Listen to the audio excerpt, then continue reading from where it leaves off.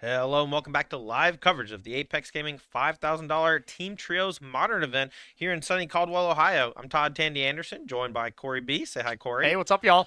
We have two teams left, 6 players fighting it out for Yep. 3 slots. That's 3 slots to the regional championship hosted by Star City Games. Yeah. 3 slots to the Apex Invitational later this year, as well as 3 copies of this really sweet playmat. You want to show it to them real quick? Yeah, those things are nice. Plus Gear Hole. I mean, this art is gorgeous. Oh, That's yeah. for sure. Absolutely. Check that out. Yeah. It's a masterpiece. Very cool. I think it might actually be. I think it actually is, as I said that. I did not mean that pun intended, but we take those. All right. Well, we have 6 players left in the event. We've Yep. watched one of the teams extensively, but why don't you give us a rundown of the 6 players and the 3 matchups we're going to be watching? Yeah, so we're going to be, as far as the matchups, we're going to have Celestia Heliod, a deck that looked really sweet to me. I love the different angles of attack up against Living End. And I got to say, I disagree with Ross. I actually think the Heliod deck, if anything, it's closer. It doesn't seem like Living End is going to be that favored. Then we have Embody up with Affinity up against Hollow One, the Mardu deck. And then Belcher, which we saw here not too long ago, up against Is It Prowess. Definitely agree with Ross on that one. That matchup is no fun, I'll tell you that. No fun for Belcher. Yeah. The Belcher deck in general just seems like really strong. Yeah, it does seem great. And One of the better decks in the format, Ross for sure. has been playing it a lot, and I know he knows all the lines, but it seems like Dylan also knows all the lines. Yes. Because he was really able to navigate those games quite well from what we were watching. No, I mean, a powerful deck, when you know how to play that deck and you're able to be patient, Yeah. huge difference than someone who's just kind of jamming with that, going for things. You got to treat it as combo control. And combo control, one of the scariest archetypes when you get a good combo control deck, Yeah. Let's take a look at Gabe Body's deck list real quick, because we're going to be starting with our middle match in the feature, and that's Gabe Body versus Andrew Wolthius. That Affinity deck featuring the brand new Pinnacle Emissary. Yeah. The Void for 1 that allows you to make those droid tokens allows for Affinity, It looks incredible. Improvise, and Metalcraft all to come online very quick. Yeah, I love it. I would say the go-to Mox Opal deck even before, this weekend. I think Blue-White Affinity kind of proved to be the best one. There was all these Narset Mox Opal decks or the Corey Steelcutter Opal decks. All of them were very medium. And trust me, I tried them all. Those are my favorite decks and could not do any winning with anything besides Blue-White Affinity. So getting a little bit of a supercharged aspect here with this Pinnacle Emissary. I'm for sure going to try it. It looks great to me. I agree. Yeah. His opponent in this first matchup is going to be Andrew Wolthius on Hollow One, a deck that normally is a bit of high variance thanks to the card Burning Inquiry, but it's a little bit of controlled high variance. Yeah. I think some of the weirdness of it is when your opponent discards the 3 best cards or something. Or all their land. Yeah. That's when you, you take those as the Hollow One player. Hollow One, an incredibly powerful deck as well. The ideal draw, it has a nut draw where it can just go Burning Inquiry on 1, put into play 16 power. That's the ceiling. The ceiling on the deck is through the roof. The floor, pretty low, though, as it is a lot of bad creatures. You got to have the looting effects. Got to have the creatures to go with them. If you draw too many creatures, you draw too many looting effects, the deck looks a lot less impressive. All right. Well, the players are situated and ready in the feature match area, so let's head on down and watch the finals here at our Team Trios 5K. And Todd, the thing I love the most is just 6 decks, 6 different decks in the finals here. The top 4, I didn't do the exact numbers, but probably was just straight 12 different decks. And, it was 11 different decks. There was 2 all right. Boros Format Energy. sucks. 2 Boros Energy. Format sucks. Get us out of here. No, let's watch the middle match. It's going to be Gabe Body versus Andrew Wolthius on Hollow One. Our spotter here, not paying attention. We're going to start throwing pencils at him. Break the window here. Yeah, that'd be cool. All right, Body's team did have to play out round 6 to get into the top 8, which put them in first seed at 5-1. So they're going to be on the play here. And Body leads off with Ether Spellbomb, passes to Wolthius, going to quickly fetch with Bloodstained Mire and cast Nethergoyf. A card that I've been rather impressed with. I've been messing around with some Death Shadow decks, and I always thought this card was extremely medium. Ends up getting quite large, especially in a deck like this where you have a lot of different types. You have enchantments with Fear of Missing Out. You have artifacts. With your hollow ones, instants, you even have, the additional type of instant and tribal when it comes to Tarfire. You can get this thing large real quickly. All right, here is a breeding pool untapped, but first we're going to start off with Portable Hole.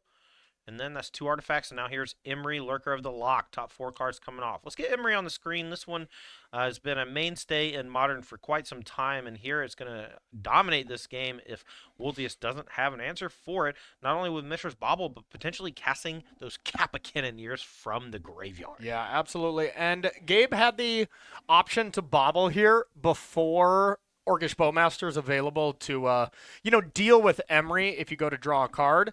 But Gabe has, bigger sights here. He's keeping around as many artifacts as possible to just flash back a Kappa from the yard. Yeah. Emery does a nice job when you can get a big old threat from the yard. And this also plays around something bad happening from like Burning Inquiry because the Emery's casting things from the graveyard. So there's no way for Wolthius to stop those unless he's able to take down this Emery. We're going to play Faithless Looting to start the sequence. That's going to discard a pair of Detectives Phoenix. And those will be pretty strong later on. Yeah, very scary card. All of a sudden, you jump a hollow one and attack for 6. I mean, you can get some serious work done. Yeah. It'll be very interesting to see how this matchup plays out. Of course, this isn't something where you're seeing this matchup all the time. This isn't the Boros Energy versus Belcher type thing. These are 2 fringe decks, maybe that tier 1.5 looking into tier 1 decks. So really fun to watch them operate for sure. All right, well, we're going to play a Kappa Cannoneer from the graveyard here using Improvise. Maybe going to hold up 1 mana source so that we can Thoughtcast as well. Leaving the green mana open. I guess now we can hold up Ether Spellbomb, and maybe he's just doing that. Yeah, instead of casting the Thoughtcast, you can just use that next turn, no big deal. But, I mean, another thing Gabe can do next turn is Kappa again. Just keep capping until morale improves. Yeah, that's no cap, bro. Yeah. I believe that's what the kids say. Is that correct? I don't know. I don't know. I'm just pretending to be young. Yeah. All right, Arena of Glory was the second land for Wolthius, so could potentially give something haste here off of that. That plus Detectives Phoenix, maybe with something else in the graveyard, can come back and give haste as well. Either Spellbomb is going to protect the body, especially with the Emery able to continuously bounce, and we'll just have to see if Wolthius is able to get out from under this. I got to say, I didn't think there was a possibility that there could be a better Arena of Glory deck than Boros, but just think of... if you have 3 mana, you go Faithless Looting, and then you have 2 hollow ones, and you give them both haste. I mean, come on. You can really be cooking. Very interesting turn here for Wolthius. Going to main phase Orcish Bowmasters and then cast Burning Inquiry to try to take down that Emery. A body going to respond with the Ether Spellbomb to bounce the Orcish Bowmasters, and so the extra 3 damage is not going to happen. We do take a hit maybe from one of these attackers, but Kappa Cannoneer is quite big. Quite big. Quite large, and I mean, really heads up play because, well, all of a sudden, Andrew would have been able to kill Emery and would have had an extra 4/4 here with that Bowmaster. So the huge difference of not playing Thoughtcast there and leaving up the Spellbomb, easily could have won Gabe the game here.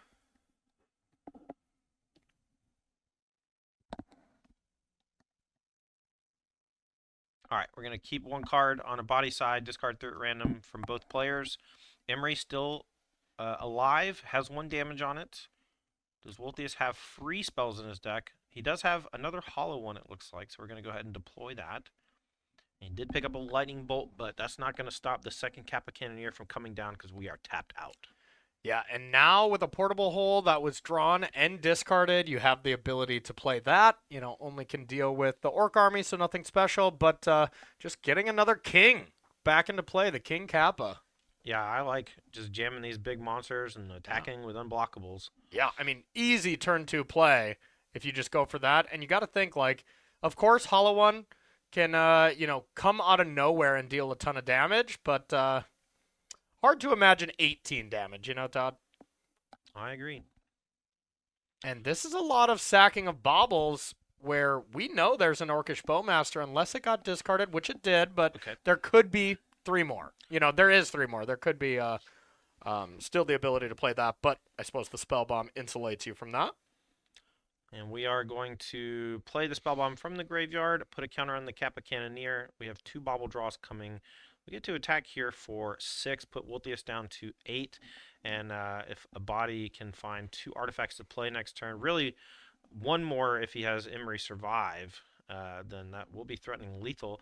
And I'm curious if Wolthius even has the potential to kill next turn. I want to see him I want to see it happen. Well, one thing he does have available with a fetch land is a Hasty Flage from the yard. That'll do it. Now, the spell bomb is able to bounce it, so you only get the 1 activation, but the 1 activation is plenty fine here.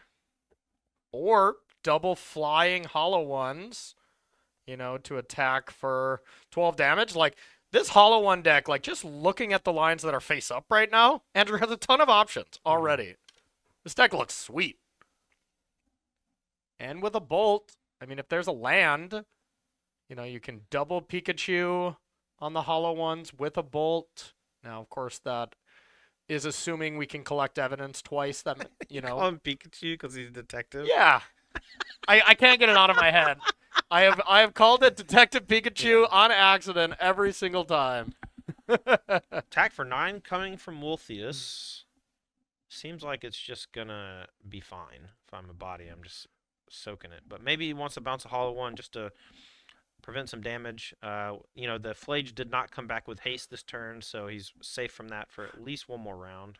Yeah, do you got to be afraid of triple bolt if this connects? That's the thing, and obviously Gabe would be just devastated. Like, well, I could have bombed something, and instead I just lost to this absurd triple bolt line because, well, 3 lightning bolts, not going to be that good outside of, okay, if you can get Gabe to 9 or lower. I don't think a body's hand is very good either. I saw him, I think, draw a pair of Tamios for his baubles. Yeah, that's what I'm seeing. Something in the middle there and a bunch of Tamios. All right, we are going to play defensively here, bouncing a hollow one back to hand. 5 damage comes across, a body down to 12. Yeah, this would feel too bad if there was just a bunch of bolts. Cycle Street Wraith. Finds an Orcish Bowmasters. Wow, there were 2 bolts. Wouldn't have been enough, but... So now we have 7 total damage. All right, but Emery is down, and so now a body needs 2 artifacts to close. Oh, wait, are we at 6? A artifact, right? We're 1 at 6? I thought we were higher. Oh, we cycled the Street Wraith. That's right. Yep, so 1 artifact does it, but they're none in hand right now for Gabe. It's 2 Tamios, a land, and a Thought Cast. So you could cast Thought Cast. It is a divination right now. Mm-hmm. Looks like that's going to be the play. Yep. And now there is Bowmaster here, but it's largely irrelevant. All it is there 2 artifacts or 1 artifact on the top 2 that's castable? If so, Gabe wins. If not, that looks like a Mox. It looks like a Mox. Kappa Cannoneer gonna get grown, gonna swing on in, and Andrew Wolthius defeated. Gabe Abadi takes game number 1 of the finals with his powerful Affinity deck. That deck has looked incredibly strong all weekend. And I got to say, you know, I think this matchup, a little hard to tell who is for sure favored. Mm-hmm. But Affinity with Shadow Sphere, that kind of stuff, looks pretty good. I agree. For sure in this matchup. All right, so Wolthius down a game with this Hollow One deck. Does he have anything in the sideboard that you think could really help him come back here? Yeah, definitely Wear Tear looks amazing. Wear Tear is going to be an extremely powerful card here. There's some rough tumbles, which you don't see a lot of. Not so great here, as it really is only killing Emery. You could also bring in the Charmaz if you really are afraid of the Urza Saga. I don't love that either. And then Path to Exile. Path to Exile actually looks okay. Yeah, doesn't deal with the Kappa Cannoneer unless you hit 5 mana. But, which is just never going to happen. And giving your opponent a land to kill a Tameo or an Emery isn't great, so... The only slam dunks are Wear Tear. Maybe some Thoughtseize as well if you're feeling froggy. Okay. On the other side of things, we've seen this Affinity deck quite a few times from Gabe Abadi. What's he got for the Hollow One matchup? Anything specific? I like Dispatch. Dispatch for these Hollow Ones, these gigantic creatures that are kind of coming out of nowhere. Pretty easy for Gabe to keep Metalcraft around and deal with that. As well as you could bring in Consigns if you want to deal with Hollow One. That seems pretty narrow to me. Soul Guide Lantern looks pretty solid. Bring in that one of, as that is 5 copies if you really want with Urza Saga. You already have a Crypt in the main, though, so maybe not needed. That's all I want, though. Minimal changes from each side. All right, well, it looks like all 3 matches are moving into a new game, so we'll try to get our spotter to let us know how those matchups are going so we have a better idea of the weight of this primary feature that we're watching between Abadi and Wolthius. While these players are continuing to sideboard, I'd like to take this time to say thanks to our sponsors for Apex Con and this weekend's festivities. We are sponsored by SpiceRack.gg. Check out SpiceRack.gg if you want to find a Magic tournament near you or if you're interested in hosting a Magic tournament yourself. We are sponsored by Ultimate Guard, the industry leader when it comes to TCG supplies, from the Katana sleeves to the Archive deck box. Check your local game store for Ultimate Guard products today. Sponsored by Moxfield.com. Moxfield is a great place to build and share deck lists with your friends. We will be posting all of our deck lists from this weekend's events on our Moxfield page, so make sure to follow that. We'll try to link it in the chat for you when we get a moment. And last but certainly not least, blast off with Once Upon a Galaxy, the new auto battler from the creators of Storybook Brawl. Once Upon a Galaxy is also made by great minds from the Magic community like Luis Scott Vargas, Sam Pardee, and Pro Tour champion Matt Place. All right. Game number 2, Wolthius on the play. Do you think he's going to steamroll, or you think he's just going to get cleaned up 2-0, dust him off? No, I think Hollow One's going to even it up. You know, I do too. I think this is a very powerful thing, and looks like we did have Gabe taking down game 1, and then his teammate took it down as well, and the living end player was the only one to win game 1 on the other team. So, okay, Gabe's teams. 2-1 games for Gabe's team so far. Now, we did kind of call the living end deck maybe faltering against the green-white deck. Off camera, we were talking about that. Yeah. But with living end taking game number 1, you know, perhaps that's going to be the sleeper match that can give them the advantage. Definitely. And I was more, you know, talking that I don't think it seems like a slam dunk for living end. It's all creatures, obviously. Wrath is pretty good. All creatures, and it's a slower deck, which should automatically favor living end. But with all those combo finishes, that changes the dynamic just a little bit. But yeah, it's still probably pretty close, realistically.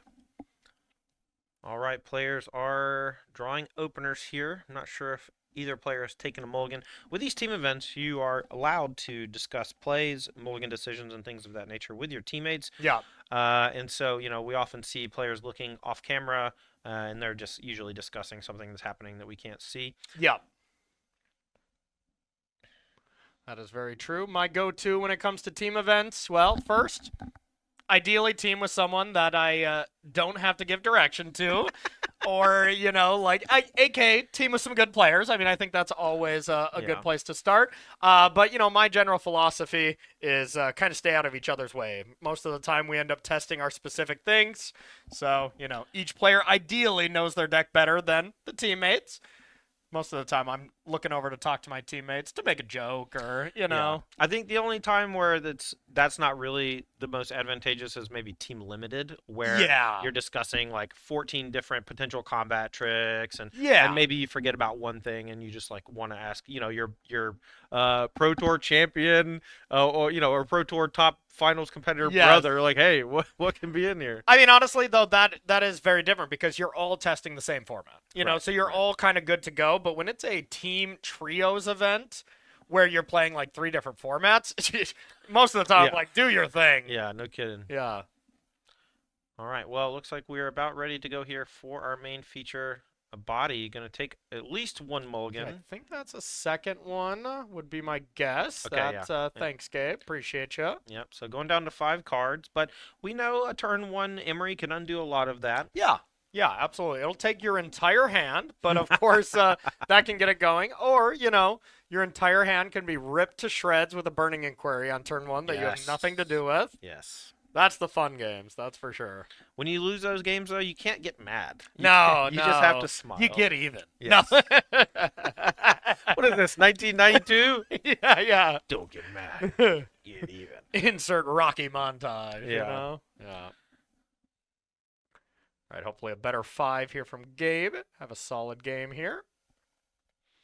All right, so if he keeps this, he's going to have to put 2 back. I think I only saw 1 land and not a whole lot of artifacts either. Yeah, your your threshold for keepable hands here gets very low when you're already down to 5. That's for sure. Agreed. And cards like Kappa just automatically go to the yard because you Mhm. need a critical mass of cards. So it's tough to keep cards like that. It's a great point, Corey.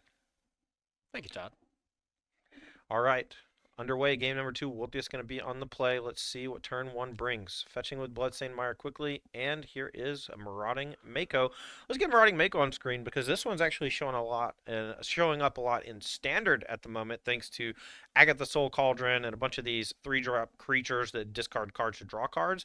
In this deck, it's quite powerful with the likes of Burning Inquiry and Faithless Looting to just do super damage early. Yeah, just another fantastic 1-drop that pairs really well with most of your deck. You know, You remember Flameblade Adept when they played that one? Yep. It was basically the same card except only got power buff and it was temporary. Yeah. And it did have menace, so it was tougher It to did. block. It So did. that was the That's only true. benefit. But yeah, I mean, you could play Marauding Mako on 1, and you could attack for 7 on turn 2. It's possible. All right, a body. Gonna portable hole it. Turn 2 for Woltius, just a tapped Elegant Parlor. So he does have white mana available for Wear Terror and Flage. Here comes Tomio from a body, and that's gonna meet Bolt. Back Woltius for turn 3. Finds Burning Inquiry. Let's see if he wants to let her rip. Gabe wants it to happen. Gabe's hand is quite bad. It is just Emery and 2 other lands. And looks like there is the Wear Tear, so it looks like we might see from Andrew just a Shatter at end step. Maybe. I thought he drew the Burning Inquiry, and I actually thought maybe he was going to set up an Orcish Bowmasters on the end step. That could be too. I haven't had a great look at his hand, but that was my biggest fear if I'm like trying to embody Gabe a body. Yeah, there you go.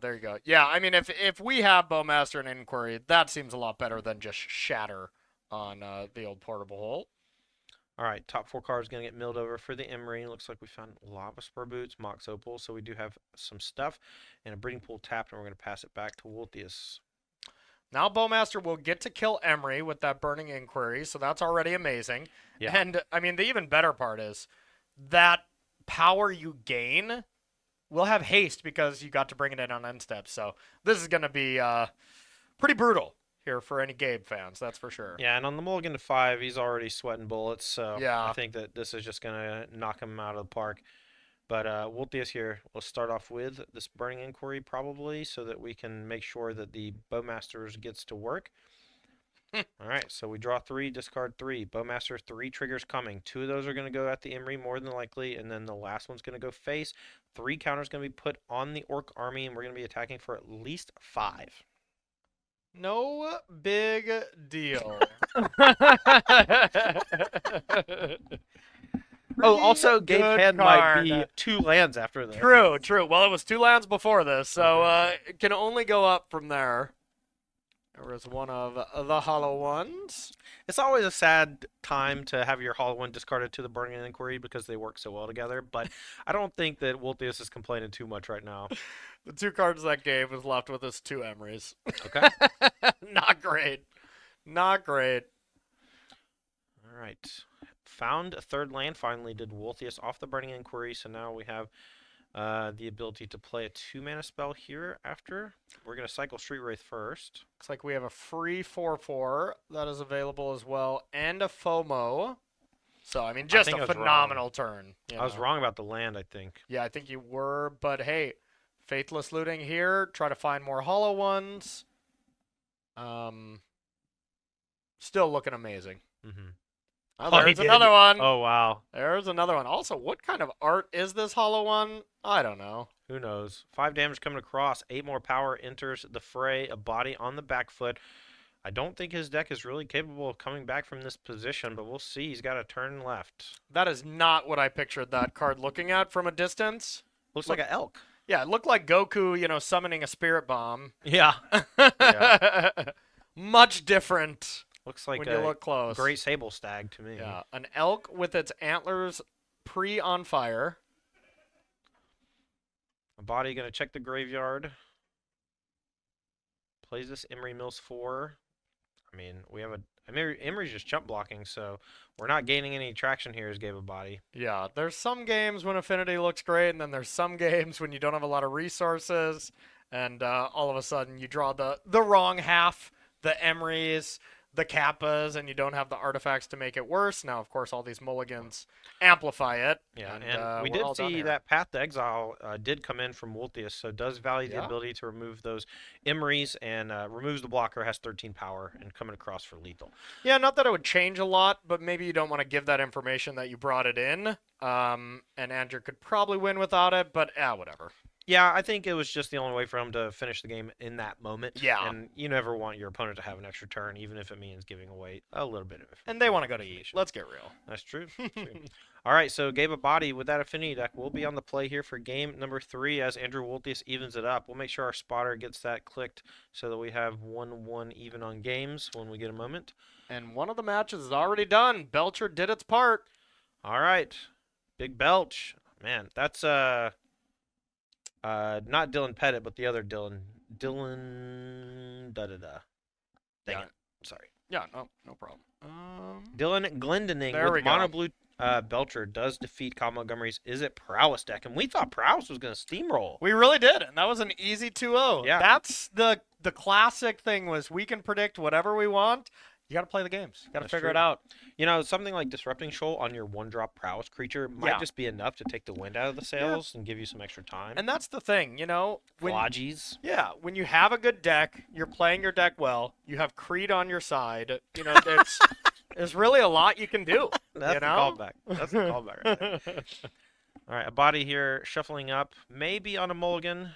Didn't quite get good luck, but looks like Wolthius has already drawn an opener.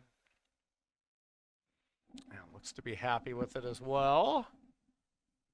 So we'll see. Now Gabe is leaving it up to good old Heliod, taking it down, evening it up with Living End, or Gabe just winning this game to crown himself a champion and get those carrots on a stick. Be able to go to the RC later on here in either Texas or Vegas. Ooh, Yo, thank you so much for the gifted sub, Brick Master Flex. Appreciate you. Someone's a Creed fan.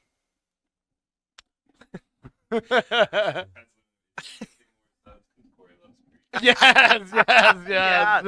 Whoa, I never Yes. said that, okay? Hey, you But, know, you said everyone loves Creed. That's true, okay. I actually do not mind Creed at all. All right, a body takes a look at a hand. I see. Oh wow, this is a really spicy one, Corey. I see 3 Mishra's Baubles and a Mox Opal, but no land. Oh, So yeah. but I also saw an Emery, so we could play turn 1 Emery here. Okay. It Hey, just I seems mean, like a wild start. I think if you're already mulliganing, you're probably keeping this. And I also saw the new card, which doesn't really work in the order. But, I mean, if we had 1 land, Yeah. we could have warped in the Pinnacle Emissary, played 4 0-drops, get 4 creatures, then play Emery, have no cards in hand, be like, Burning Inquiry that. Yep. So Oh, is this over? I think the match is over. I guess the green-white Heliod combo deck won 2 quick ones. That's what... Wow. Wow. Okay. So- a domination. Yeah, it could have been 3-0. We didn't quite get a satisfying conclusion from that match between those 2 players, but the 2 Dylans and Gabe Abadi are going to take down the match, and they are our champions for our Team Trios 5K Modern event here at Apex Gaming. They're going to be granted entry into the regional championship as well as the Apex Invitational later this year. They all 3 earn the Glass Dust Gearhulk playmat and their fair share of $5,000 in cash and prizes. How many of these playmats do you think Gabe has at this point? I feel like he wins these events so often. Is he a bad guy? He might be. I mean, he's probably got his walls just draped with these Gearhulks. All right, well, I want this show to be over, so why don't you fill for about a minute or two while I go get Mr. Body and get him. Sure. Yeah, that sounds great. Get him in here.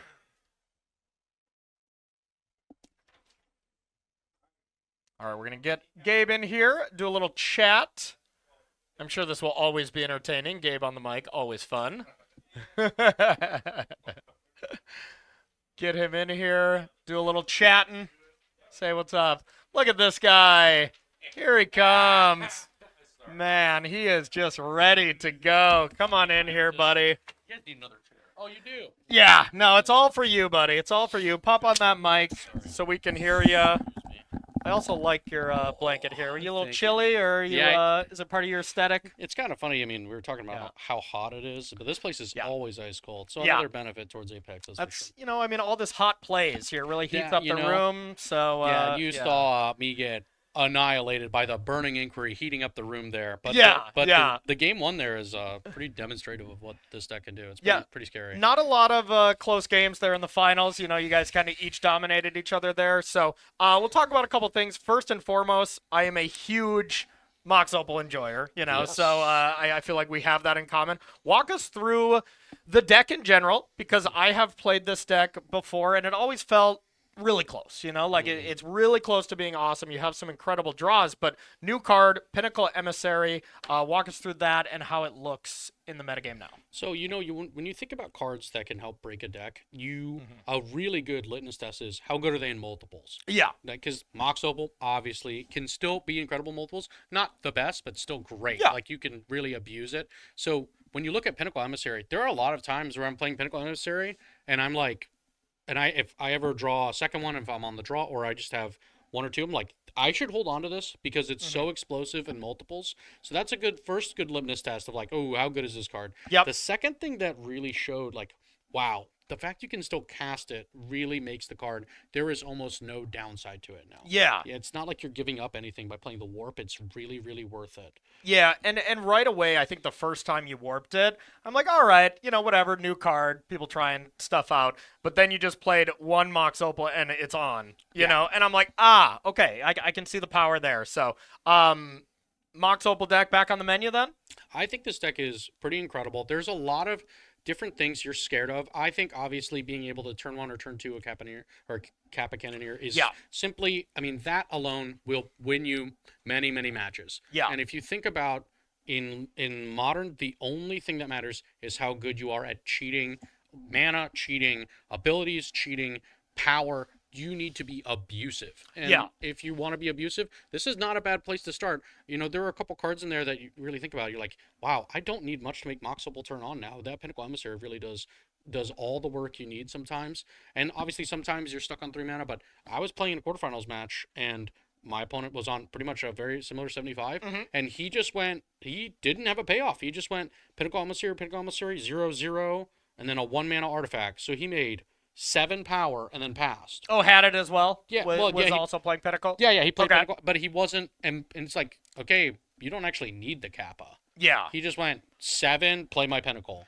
7. And I'm like, oh, I'm at 6, and these are all flying. Yeah. I flipped my Tameo, that bought me a turn, and then I died. So the card is flip Tameo is pretty nice against that, but yeah. Yeah, I mean, it's not bad. It's great in the mirror match. And the thing I was thinking about as well is that, the Pinnacle Emissary tokens are cool and all, but this deck doesn't have that much reach.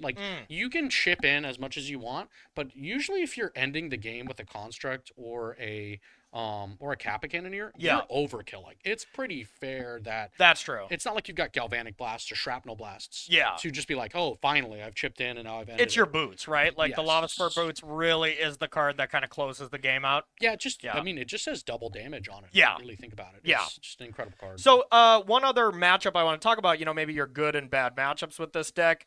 Got to still be Amulet. That's the rough one, right? It seems pretty rough on paper. I know you did beat Ryan in the win-in. Pretty convincingly, maybe a little help from that Haywire Might drawn naturally. That helps. It's pretty good. Yeah.